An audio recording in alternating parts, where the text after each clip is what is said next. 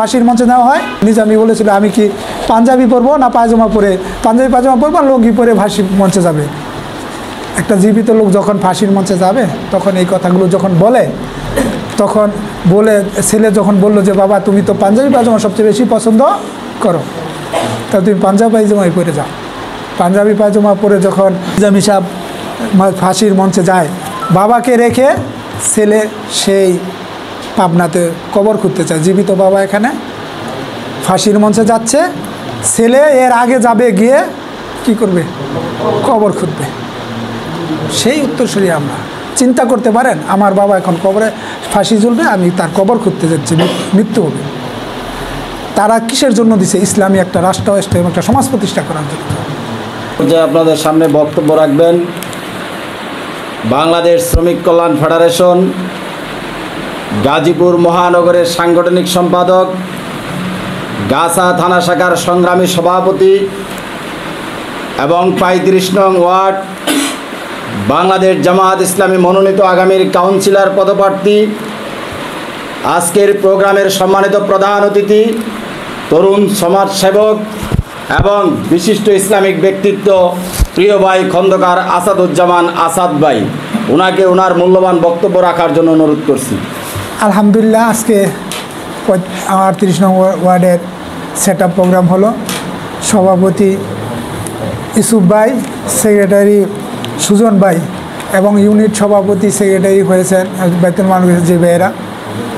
আল্লাহ তাআলা তাদেরকে এই 38 নং ওয়ার্ডে যেন একটা বিপ্লব ঘটাতে পারে, আল্লাহ তাদের সেই তৌফিক দান করুন। আমি শুধু দুইটা কথা বলে আমি আবার কথা শেষ করব। এক নাম্বার হলো গিয়া, আজকে আমরা সবাই জানি যে এই 17 বছরে আপনারা আমাদের ইমাম সাহেব সহ কেউ কি কথা বলতে পারছে? ইসলামের কথা বলতে পারছে? এখন ইমাম সাহেবরা দেখেন শুক্রবারে ইচ্ছা মতো কিন্তু কথা বলতে পারে, কোরআনের কথাগুলো বলতে পারে। কেন বলতে পারে?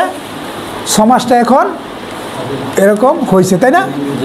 এখন বলার উপযোগী, কেউ বললে ধরে নিবে না, আক্রমণ করবে না। বাড়ি হলো গাজীপুর বোটবাজারে, আইটির সাথে বাড়ি। 16 বছরে 17টা মামলা হয়েছে। আমার নিজের বাড়ি আমি থাকতে পারি না, অন্য বাড়ি থাকতেছি, নিজের বাড়ি নিজের এলাকা থাকতে পারি না। আর যাই হোক, আল্লাহ তাআলা এখান থেকে আমাদের রক্ষা করছে। এখন কথা বলতে পারি। এই যে 38 নম্বর ওয়ার্ড, এটা একটা হলো আওয়ামী লীগের দুর্গ ছিল। এখানে তো কথা বলা তো দূরের কথা, এটা তো আমার জন্মস্থান, আমি তো জানি আমাদের এই এলাকার এই অবস্থা। জামাত ইসলামী কথা বলতে পারে না, আর শ্রমিক কল্যাণ তো কথাই নেই।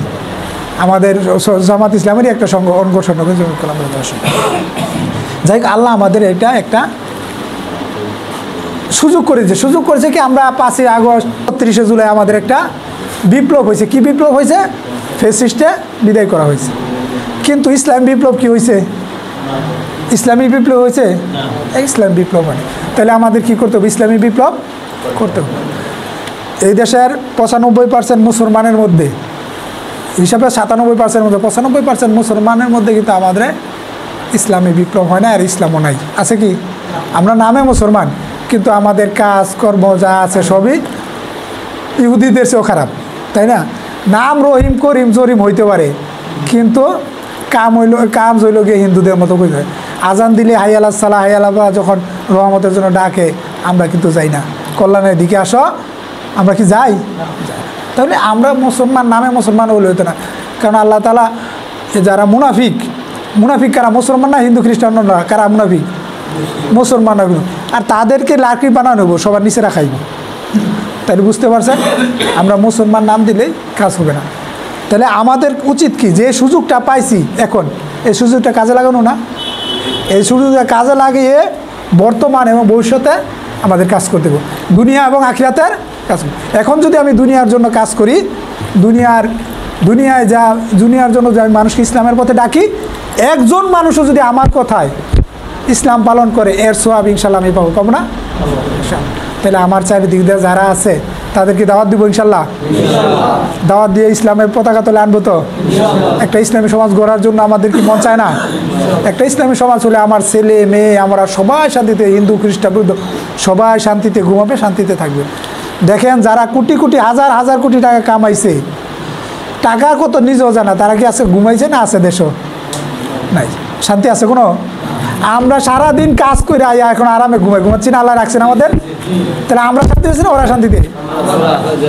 এই যে আল্লাহ আমাদের শান্তি দিছে, এই শান্তিটা আল্লাহ যেন আমাদের আল্লাহর সেই আরো শেষ ছায়াতলে যে আমাদের সবাইকে রাখে, তাই চাই না আমরা? যদি চাই তাহলে আমাদের ইসলামের ছায়াতলে আসতে হবে। বাংলাদেশ শ্রমিক কল্যাণ ফেডারেশন শ্রমিকদের মাধ্যমে শ্রমিক মালিক যেন ভাই ভাই হইয়া শ্রমিকের অধিকার এবং মালিকের অধিকার দুটো অধিকার প্রতিষ্ঠিত করতে পারে, এই আশায় আমরা করি। শ্রমিক কল্যাণ এই কাজগুলি করে যাচ্ছে, তাহলে আমরা এই কাজ করবো ইনশাল্লাহ। আর যদি কাজ না করি তা আল্লাহ জবাব দিতে হবে না? না আল্লাহ আমি এমনি পাঠাইছি আমগো, মরিয়া গেলাম যে আমগো শেষ, কেউ পুরে আলেব কেউ কবর দিব শেষ। এটা আসলে আল্লাহ তাআলা, এটা আমাদেরও বিধান না, আল্লাহর বিধান না, এটা কোরআনেরও বিধান না এটা। তাহলে আমরা ইনশাআল্লাহ আমরা যারা এখানে আসছি, আজকে আফসার ভাই বলছে এখানে কিন্তু সব লোক আসতে পারে না, কেন 38 নং ওয়ার্ডে লোকের অভাব নাই, কিন্তু সবার ভাগ্যে আসা এইসব ইয়েকে আসার সুযোগ হয় না। আল্লাহ তাআলা বাছাই করে আমাদেরকে এখানে, আল্লাহ যখন বাছাই করছে আমরা এই আল্লাহর বাছাই পর্বকে সবসময় থাকতে চাই ইনশাআল্লাহ। আমরা আল্লাহর বাছাই পর্ব থেকে আল্লাহর সে আরও সে ছায়াতলে আমরা যেন থাকতে পারি সেই। আর দ্বিতীয় কথা হলো যে দেখেন এই সংগঠন চালাইতে হইলে অনেকে কয় জামাত ইসলামের অনেক টেহা, শ্রমিক কল্যাণের অনেক টাকা, কথা কি সত্য না মিথ্যা? কথা সত্য, জামাত ইসলামের টাকা সবচেয়ে বেশি, কথা সত্য না? কথা সত্য। জামাত ইসলামের টাকা বেশি কিসের জন্য জানেন? এই যে আপনার আমার যে পকেটটা, এটা হলো জামাত ইসলামের একটা শ্রমিক কল্যাণের একটা ব্যাংক, প্রত্যেকটা পকেটে হলো একটা ব্যাংক। এই আপনার 10 টাকা 20 টাকা 50 টাকা 100 টাকা দিয়েই এই সংগঠনটা চলে। এটা কি বাদ পাবো কোনো দিন? এই মেশিন বাদ হবে? আপনি যদি আমি যদি আমার পকেটে 20 টাকা দিই 50 টাকা 100, এইটা কি বাদ হয় কখনো?